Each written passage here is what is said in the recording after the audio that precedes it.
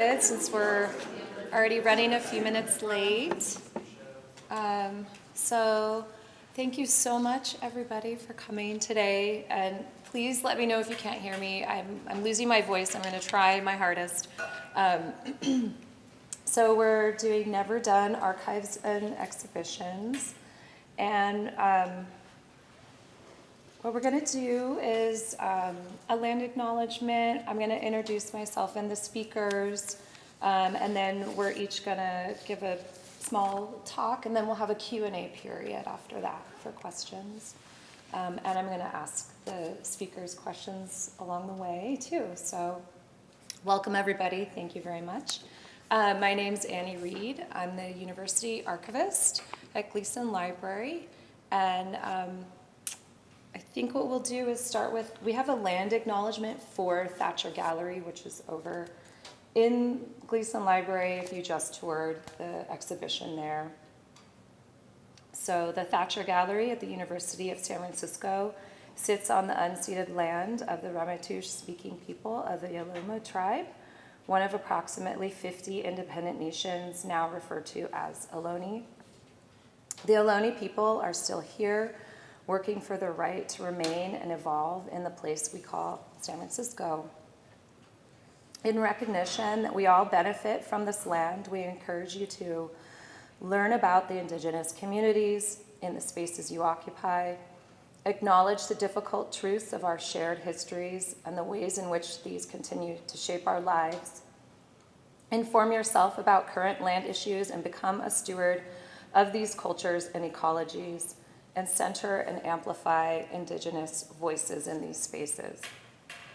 We recognize the rich cultural heritage that has survived colonization and genocide, and honor Ohlone artists, past, present, and future.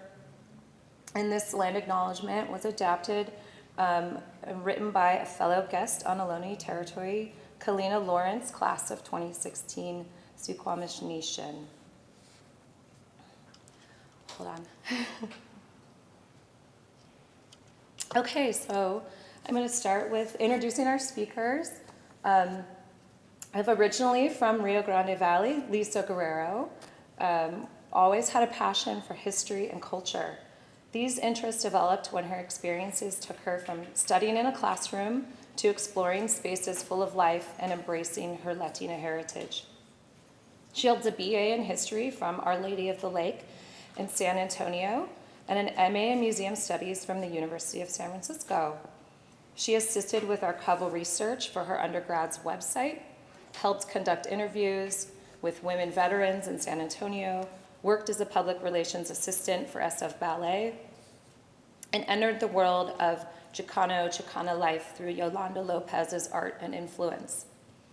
Lisa is currently a cataloger and photo editor for Austin Auction Gallery in Austin, Texas, where she is able to nerd out about every antique or artwork to her heart's content. I can totally relate. And we also have Angelica Rodriguez. She's a Chicana indigena. An alumna from UC Berkeley, Rodriguez acquired a BA in the practice of art and has worked for renowned artists in the production of several art projects. As an artist, art administrator, and independent curator, Rodriguez came on board to lead a small team organizing Yolanda M. López's archive in the summer of 2022. Welcome. Come sit. So I'm going to take a few minutes to talk about defining what is an archive, what role is there for the archive, and why is it important? And then we're going to pass on to some questions for the speakers, and they'll be giving also a small presentation.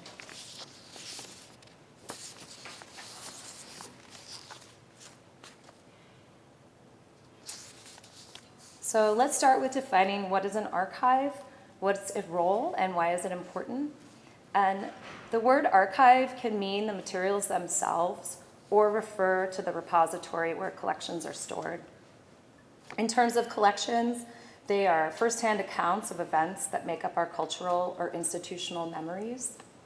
Archives are records of people, institutions, and governments that are documentary evidence that tell the stories of their creators' lives. their work, or their beliefs. They are the primary sources that are used to interpret and gain insight into historical people, decisions, movements, and events.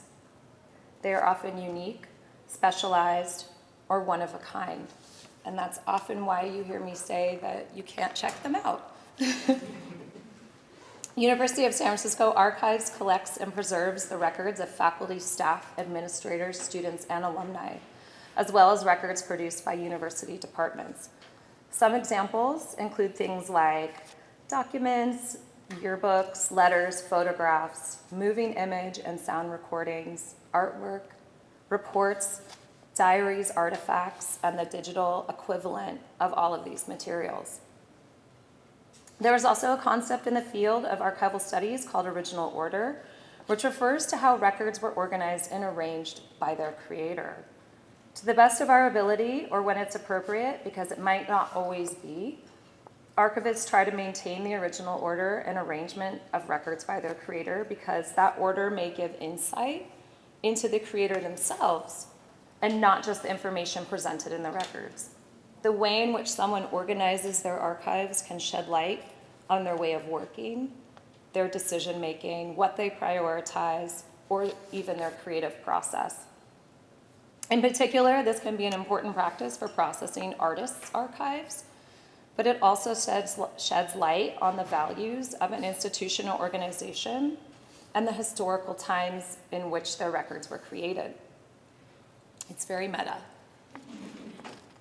In terms of a repository, the word archive can refer to the place where records are stored, processed, and made accessible to the community.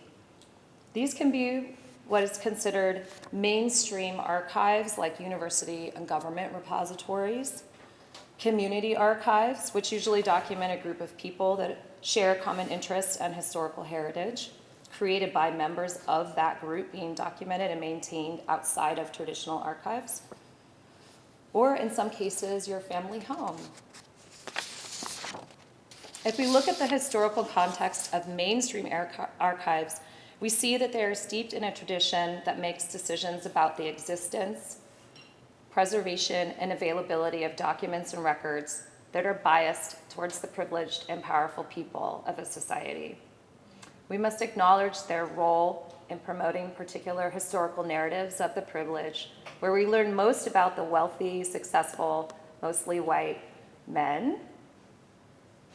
It is this inequity that has created a systemic defect within mainstream archives that has led to the marginalization, erasure, and oppression of historically underrepresented communities, which sustains dominant power structures. Angelica, did you want to say something? Oh, I was waiting for you. Oh, okay. This context necessitates us to reframe our policies and practices so that they are, quote, reparative, reflective, accountable, and restorative. Reparative archival work acknowledges this historical context and engages in conscious actions towards inclusivity. University repositories should disrupt the narratives of the powerful and challenge the history of a predominantly white institution, dismantle the idea of neutrality or impartiality in record keeping, and build a reparative archive through acquisition, promotion, and utilization rooted in social justice. So why are archives important? Because they are holding institutions accountable, preserving stories and voices of the past, and making records accessible for generations to interpret and find new meaning. As repositories, they are places where we can examine how the practice of managing collections reflects the beliefs and decisions around preserving whose stories are told and why, and whose stories are not told and why. Before I end, I just want to share a quick story with you about why archives are important and why this exhibition is important. Some founders of Casa Hispana de Bellas Artes, a Latin American arts collective formed in the Mission in 1966, whose first director was Amilcar Lobos, who was a poet and a former faculty member at USF in the 1970s. He helped found the ethnic studies program here. which is now known as the Critical Diversity Studies Program. So a couple founders of Casa Hispania were dropping off their collection that they are donating to the USF Archives last week, and they got to view the Yolanda M. López exhibition in Thacher Gallery. They loved it. They both knew Yolanda and her partner Renee from back in the day in the mission arts scene. The exhibition was so special and meaningful to them in keeping Yolanda's story alive, and by association, their stories alive too. It connected them to their past and this place, San Francisco, but also USF. And Don was very inspired while we were walking through the gallery and recalled the time when he was a student at USF back in the early 1960s, and he and a few like-minded friends tried to abolish the student government, which at the time was very much controlled by the administration. He laughed and said it was the beginning of his activist career. Michelle Caswell, one of my favorite archivists whose work inspires me every day, writes in her book, Urgent Archives Enacting Liberatory Memory Work, quote, "It matters if you can see yourself represented in history. It matters if others can see you represented in history. But still, representational belonging is not the only or ultimate goal of liberatory memory work. It is intimately tied to liberatory outreach, as it is only in the activation of records that their full liberatory potential can be realized. And I see the exhibition, Yolanda M. López, Women's Work is Never Done, as a liberatory outreach program." So, thank you so much. Now I want to invite Angelica up here, and we have a slide show for you all, and they're going to describe how you got from art making into archives, and how did you become involved with Yolanda's archive. And you can describe Yolanda's archive and where it's living now. So come on up.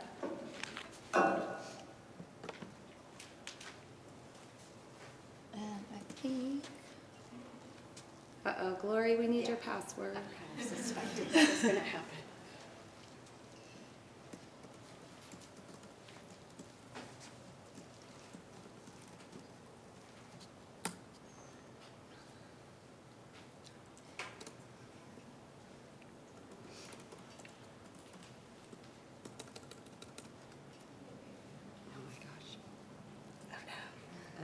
Okay, sorry.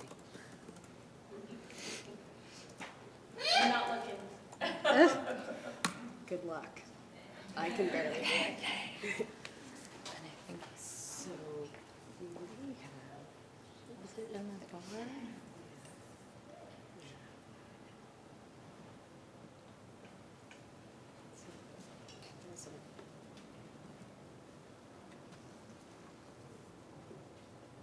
I thought the slideshow was just up in the, if you go down to the little menu. Can I just start talking? Yeah. Of course. Okay. Let's see. Hello. Thank you, everybody, for being here. Hello? Yes. Thank you, everybody, for being here. Well, I guess when people ask me how I got started with this, I always like to bring myself back of my college days. I did a BA in the practice of art at UC Berkeley, and that was my training. There was a combination of both studio art and research, which I think I always get credited for giving me a good foundation in terms of like the type of work that I'm doing now. I also had, while I was in college, I also had the privilege to be working as a studio artist for both Juana Alicia and then later Yolanda Rodriguez. And that was also very important because it gave me the foundation again of knowing how to organize art studios and then go ahead and be able to produce work and then reorganize them again, which is kind of a practice that I still carry on even with this project here, is that we are constantly reworking the staging of the apartment because of You know, for example, right now we're coming in from exhibition, so everything has to be organized in a way to kind of bring in all the artwork and then be able to set up the apartment again to continue on the cataloging. Yeah, so I want to go ahead and share some images here. It's kind of doing a loop thing, but I think once you get in So, you know, I was friends with Yolanda. there. Here, I'll just turn this one on. Hello. Bueno. Do you want that? Testing. I'll just use this one. Okay. So I was friends with Yolanda. She was part of my small curatorial committee while I was working at the Mission Cultural Center, which I worked there as a gallery coordinator for about 6 or 7 years. And while I was there, I, furthered my development, taking art handling and transport courses, exhibition design, and just had the opportunity to hands-on get engaged in all phases of exhibition. And Yolanda was naturally a big mentor of mine while I was there. It really was the time that I got to meet with her and work with her. But, I'm a little bummed because, we were friends and we hung out a lot, but I had no idea really of the scope of her work. The scope of her work or her legacy. And it's not until I started working with the archive that that's like always left still, right? Out of air in terms of like, oh my goodness, how did one person do so much, right? But naturally being an artist myself, I was mentored with the notion that if I'm going to be an artist, I have to be a jack of all trades, which now, looking at the retrospective that we have here with Yolanda's work, I can see that, it's a reality for most artists or in the arts industry as well. So I'm showing an image here of the apartment and where it's at right now. This wall here has all of her paperwork and some of her books. A year after Yolanda passed away, I mustered enough courage to approach Rio and be able to ask him if he would be okay with me starting the process of organizing Yolanda's estate. I think it might be Hello? interference with just some of the other microphones. I'm going to turn Hello? this one Okay. off and just warn. Yeah. Hello? Hello? Okay, here we. I mean, you can do this one instead if it's distracting. Here, let's see if this one's nicer. Hello? Can everybody hear me? Yes. So I always had this vision of being able to engage in this work and how to be able to do it. And when Yolanda passed away, I kept contemplating on the thought and the idea and the vision that I had to be able to start organizing her estate, and approached Rio with enough courage to ask him if he would be okay with me helping to begin the process of organizing her estate. And after meeting with him and him consulting with the estate attorneys, I ended up getting the opportunity to be the lead in this project, and I'm truly grateful till this day about it. So this image in the back is the current state of the apartment right now. This is just one wall, and it has all of her paperwork and then some books of her being featured in or her work. It's taken about almost a couple of years already, and it's been an interesting process, because along with the organization and the approach with organizing this, I've had to also hold and space for a big weight of grief. That being and working with her stuff sort of just kind of like, oh my God, all of a sudden I'm having these overflooding kind of feelings, and I'm just like, okay, need to take a break, come back to it, and then just keep continuing the work. But I think that that's one thing that, when people are close to the person, right, and their objects, is that that's something to expect that will come up, you know, in terms of being able to kind of like still almost feel her essence in the apartment. I mean, Lisa's seen this all the time. I would talk to her, you know, asking all these questions, and so but it nonetheless has been a very, very rewarding process. And I think, did I answer all of the questions for the first part? Yes. Okay, thank you. Do you want to so show much. others, or are we done? Okay. And then this is for Lisa. Describe your internship and what key things did you learn and what museum study skills did you use during your internship? Hello? Hey, hi. So the aspect of the internship was I had to have a certain amount of hours that I was at the archive and document what I did. And it was mainly looking at a lot of the tools that we needed to help like storage and also to help like preserve a lot of the stuff. So one of the things that which was the benefit, was learning from my collections management course, which helped out because it was the fall, so in the summer was my internship, and I took a lot of my reading material from collections to help me with that. So I had a lot of like, use this certain acid-free box to use certain things, or for this type of size for paper you need the specific like sleeve. So I could help out Rio organize the materials that we would need to buy, a lot of stuff. So Some of the research you did to find them at a lower cost. yes. Through Amazon. And I say that too because I was also helping out my museum recently, not too long ago, and they were doing a lot of buying a lot of stuff from Gaylord. We were doing stuff on Amazon, and it was a lot better pricing. And, so it was.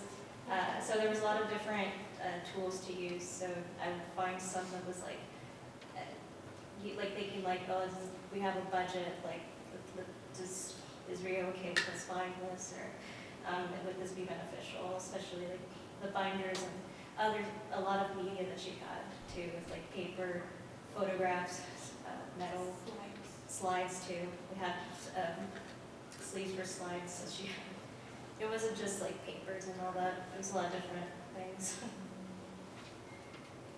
Yeah, Lisa did a great job because, you know, archival museum packaging could be very, very expensive.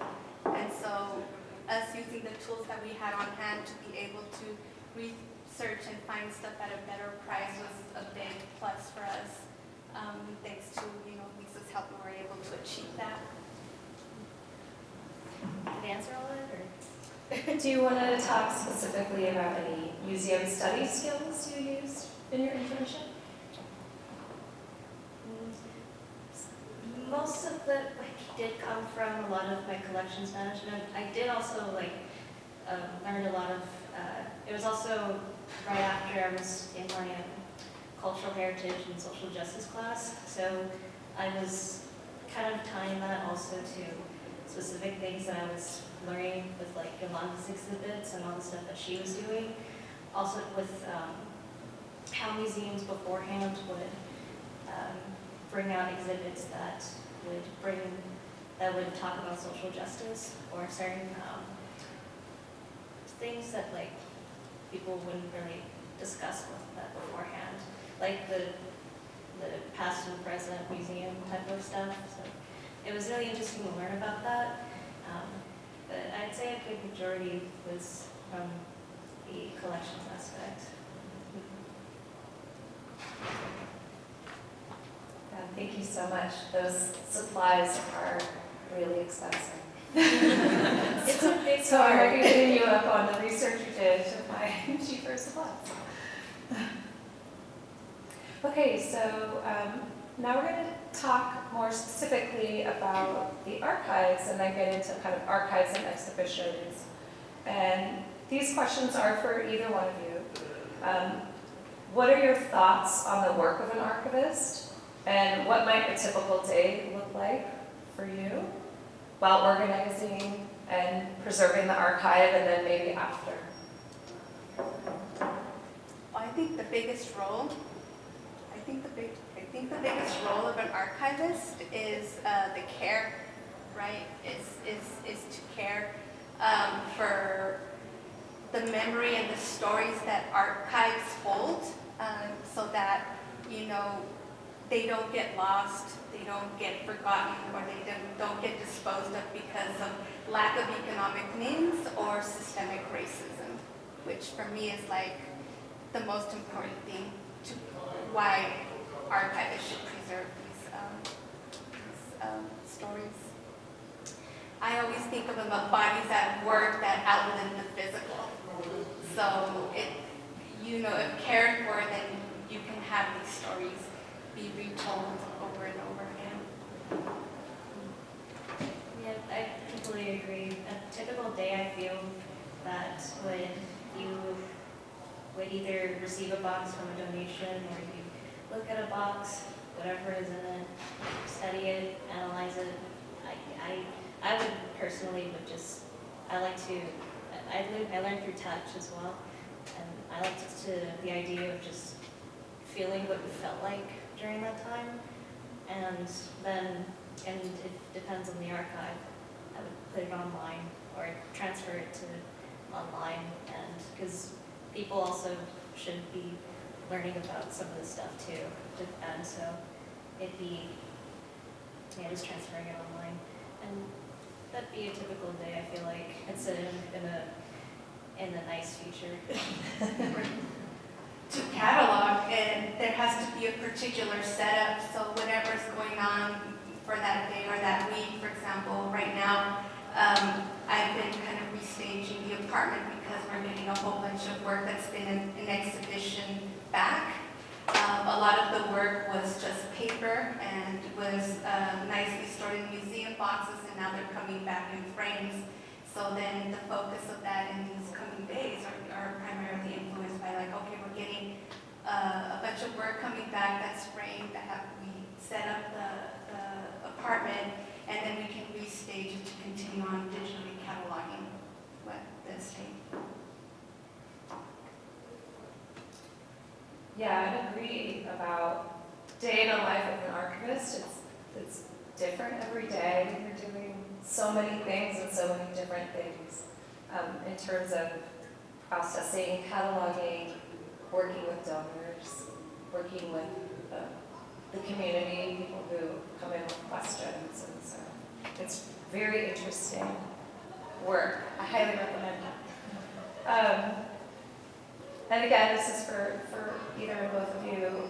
Can you describe specifically some of the challenges that you faced from a collections management perspective while preserving this archive? What were some solutions that you created to address these problems? And how will the work that you have completed assist in garnering more attention and focus on Yolanda's work? I feel like that was kind of a two-parter. So again, describe some of the challenges you faced from a collections management perspective, and how did you address that? I guess this was a challenge. This was a challenge right from the beginning. Hello? Oh, better? Okay, let's do this. I guess the biggest challenge, right, even from the start, was space. We had a one-bedroom apartment where was already full of stuff. And then we ended up having to bring up a whole bunch of stuff that had been stored in the basement. So the challenging part was, especially at the beginning, was being able to create enough space and organize everything so that we can actually get to the point where it's set up as a workstation, and then we can continue on cataloging the work. It's been a process where, collectively, we've had to kind of decide, like, we're going to get rid of the furniture and stuff like that, just to be able to create more space, and be able to just figure out a way to kind of stage and set everything up so that, everything is in its category, and be able to kind of approach it step by step.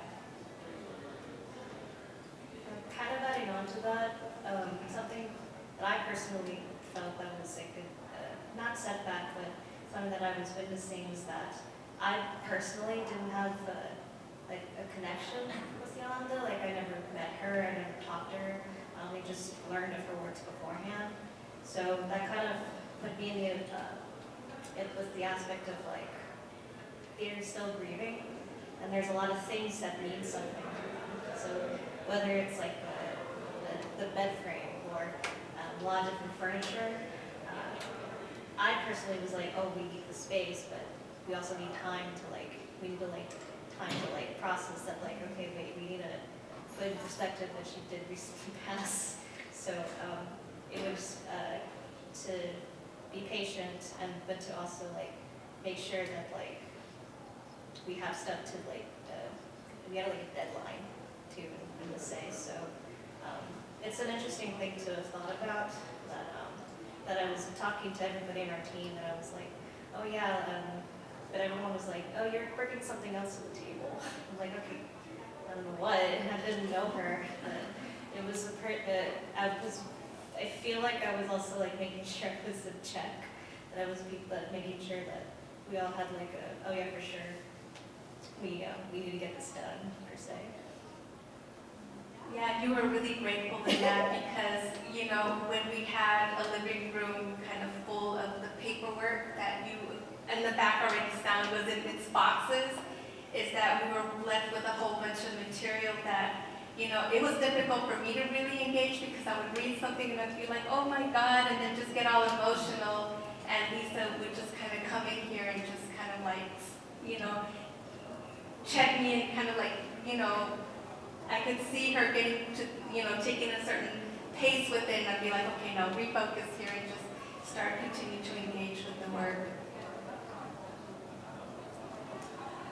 And then how will the work that you have completed assist in garnering more attention and focus on Yolanda's work? Well, I think that having it organized and sorted makes it a little bit more efficient to be able to then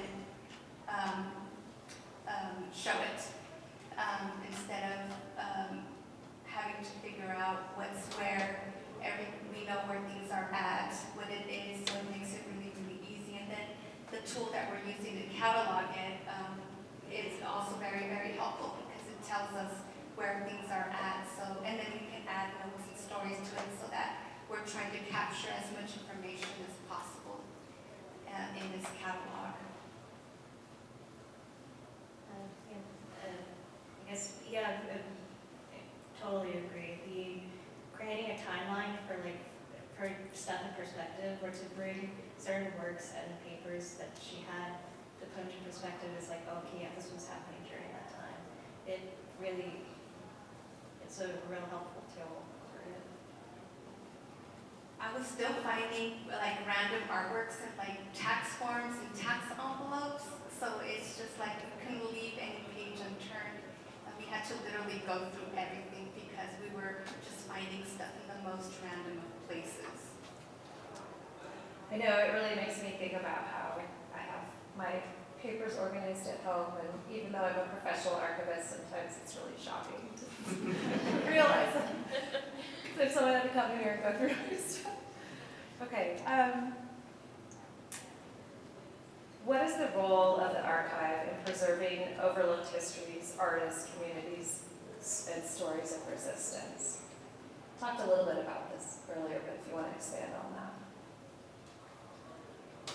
Well, I guess, you know, if we share these stories, we can assess how much we've improved culturally and as a society and how much we have not improved.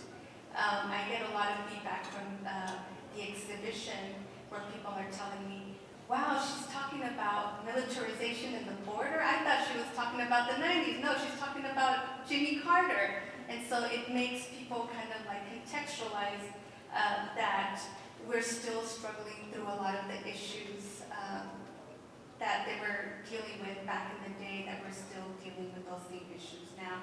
So then being able to hear those stories is like anyone can sort of like assess, how far have we gone? How much have we improved, or how much have we not improved? Another thing that I see is that to wrap my head around it, my philosophy has always been that everybody has stories, and no matter what form, whether it be oral histories or papers or art itself is also history itself. So I like the idea of having an archive, and it means it's a label, like having just like you were saying, just family histories as an archive itself is very important in a lot of ways for people to, and also to see themselves too, like in different environments, like, or different aspects, like, sorry, I don't know why I said that. And I guess I'll just end it. For me, stories embody spirit, and I go back to that. The spirit kind of like lives on, even though we don't forever.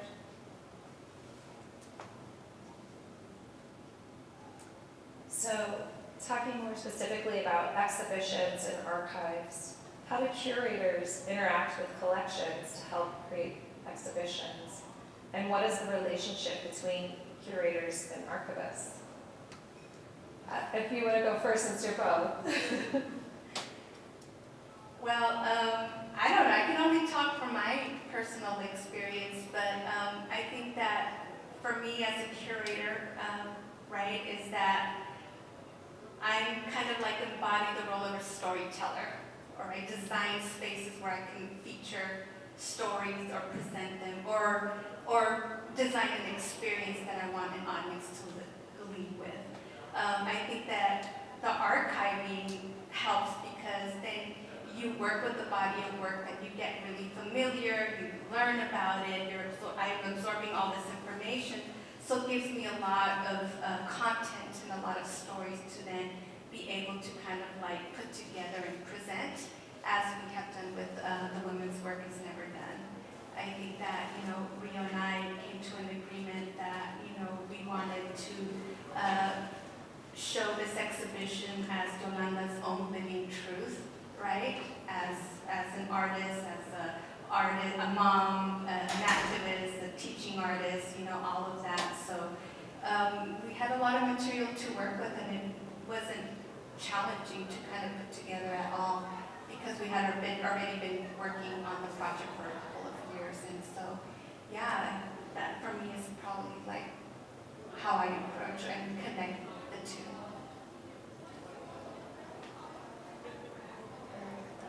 I don't really have that experience. Well then, Lisa, can you tell us a bit about the transition from your internship to your capstone, called What You Create, The Untold Art of Yolanda López, and the exhibition proposal you created? How did it come about? What was its thesis or big idea?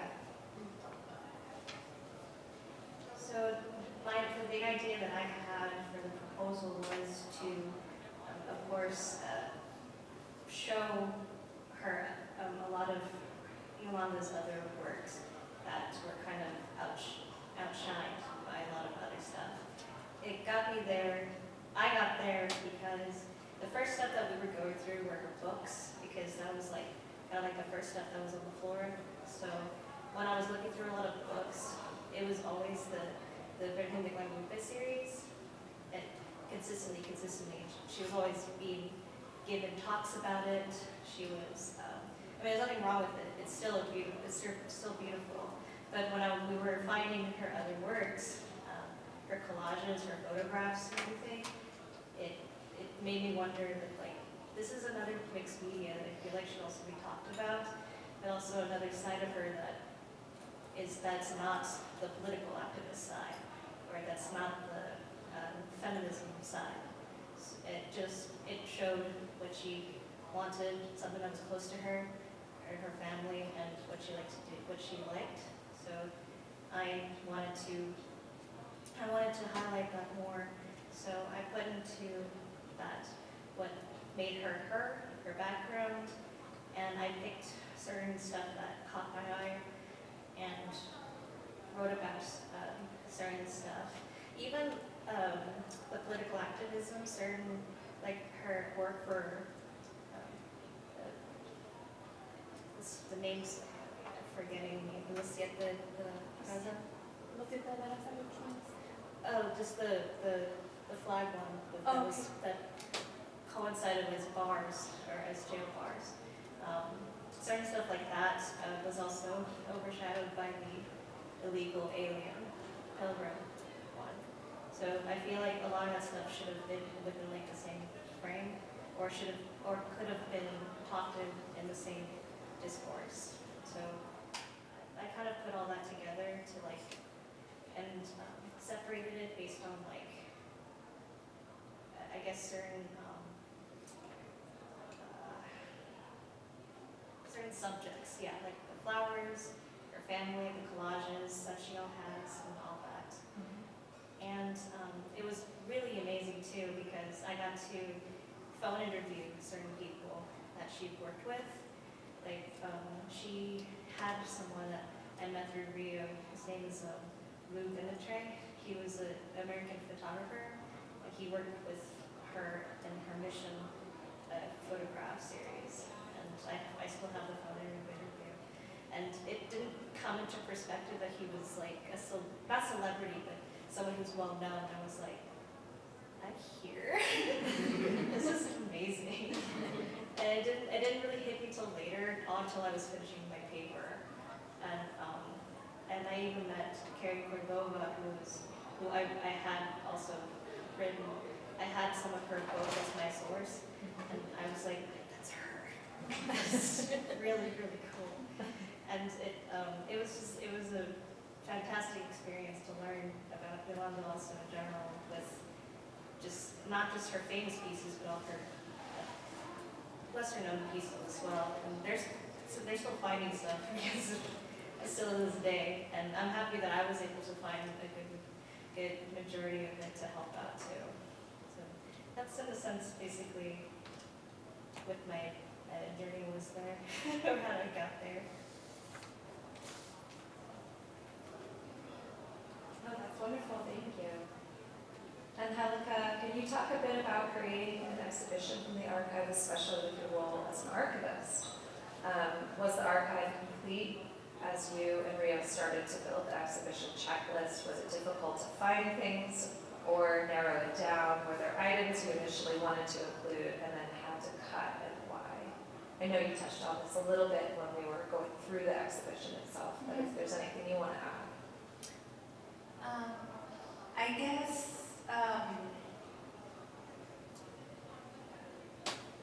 there's so much to her estate that it can actually be its own little museum. Or I don't even want to say a little, it could be its own museum. That we while putting the inventory list, Rio and I had set up a list, and we were continuing to find things that we wanted to add. And during the installation is that we knew what the cases were and everything, but once we started to install is when we were deciding the key pieces that we had to leave out to accommodate space. And I think we did a pretty good job. We could have shown a lot more photography, because there's a lot of photography, but we just kept enough where there was references to the points that we're trying to make. And yeah, well, slowly but surely, I think that right now we managed to identify most of the visual art, with the exception of cataloging some of the installations, which was the medium that she was mainly working with towards the end of her career. And that hasn't been able to be completed because we're trying to find the references for it before we even open the boxes. Keep being conscious that we're going to try to bring things out in a certain order and then put it back, just to check to see if all the items are complete and so forth. But yeah, I mean, there are different parts of the estate require different equipment.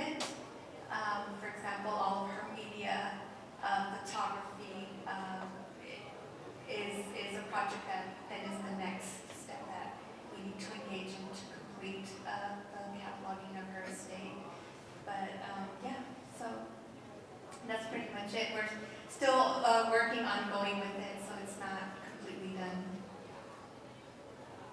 I can relate. Okay.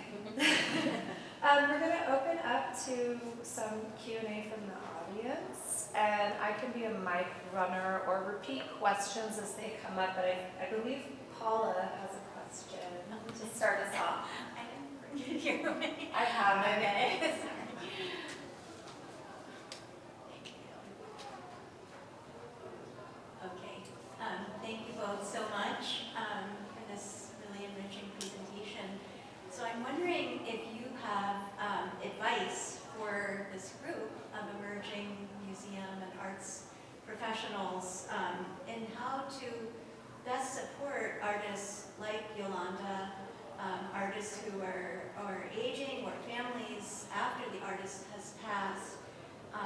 There are so many artists like Yolanda who really deserve more and deserve better. And in terms of resources, I know there was a grant that she received late in her life to support the archive project.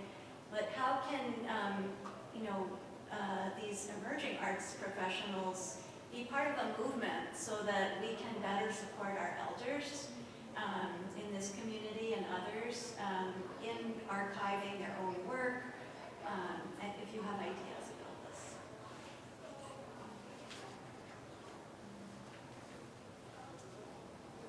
I think it's good not to shy away in approaching people and knocking on people's doors.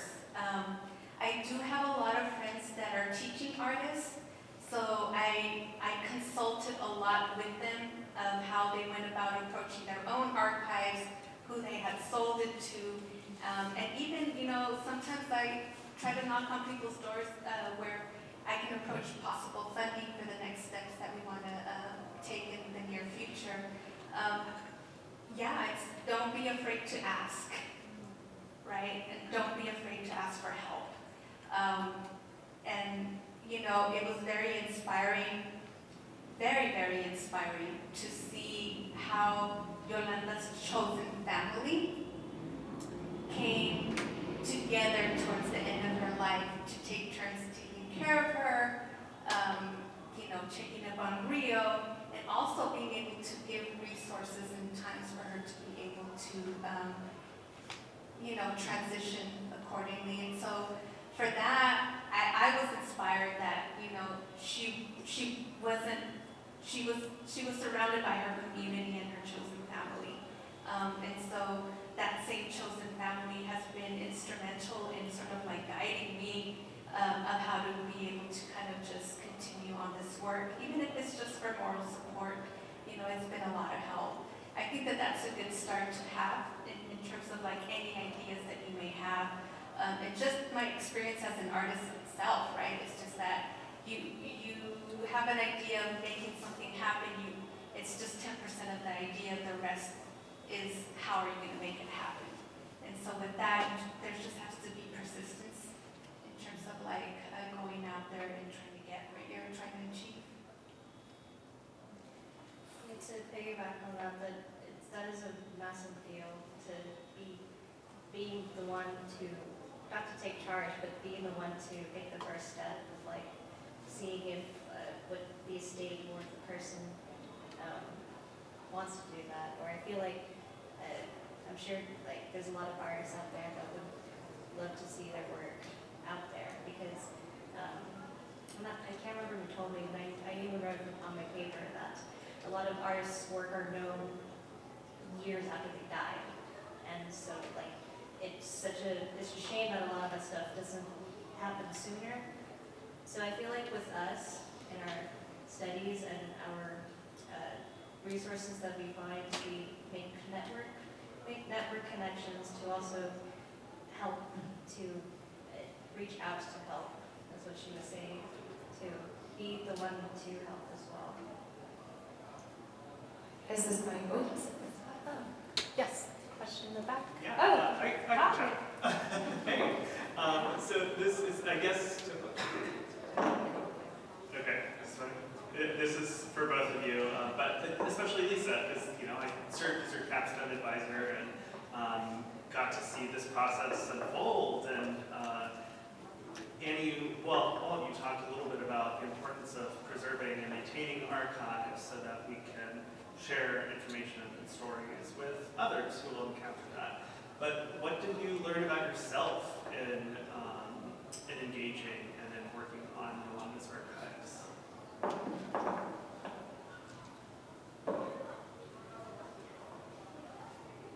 So I knew very little about Chicano culture in general. This is like just only one aspect that something that I learned, but and I briefly knew Yolanda's writing that was this stuff based on undergrad class that I had. So it put me in just perspective because when I was an undergrad, I was barely learning about Latino heritage, and as well as the art as a form of history as well, and just in a person's basically story.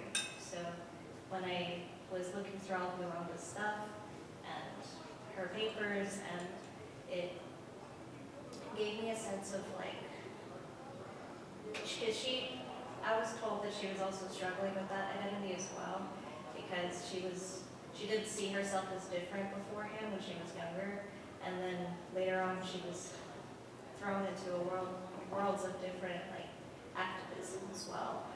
So I kind of related to that in a sense because I was in one stage with not knowing anything about the world or about my heritage or culture, and then I go to another part of the world and it's like, wow, this is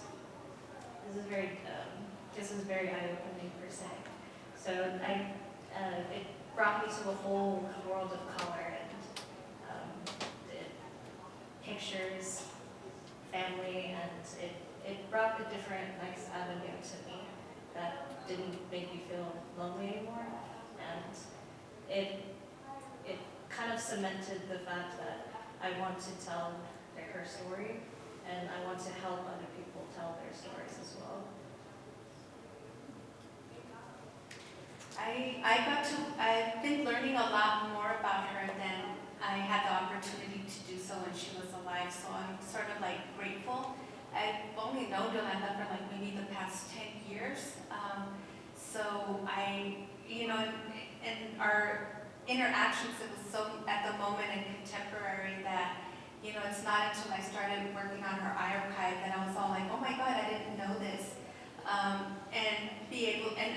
I've been able to kind of like see the similarities of shared experience as an artist, as being a Chicana working class, where, even working as an entry-level gallery coordinator, I had to hold down another job, due to the economic realities that, most of us creatives have to be in, right? And I've gained a lot of confidence also being able to share these stories. So I'm just kind of really, really grateful for that. So thank you. Okay, we have time for one more question. Well, first, I just want to say thank you for this discussion. This was kind of a two-part, but I'll condense it. The first part being, in working on this exhibition, on planning this exhibition, was there any cross-pollination with the curatorial team behind the retrospective that the Museum of Contemporary Art San Diego put on, which is currently in San Jose? What did that look like? Was there really any interesting cross-pollination while working in the archives? And the second part being, while working in these archives, in López's archives, or like what is the future of these archives? Are they going to any research institution? Are they going to be part of any museum's archives, or what is the future? There are some acquisitions happening, and that have happened. But right now, Rio's at a point where he's making decisions of what parts of the estate are going where.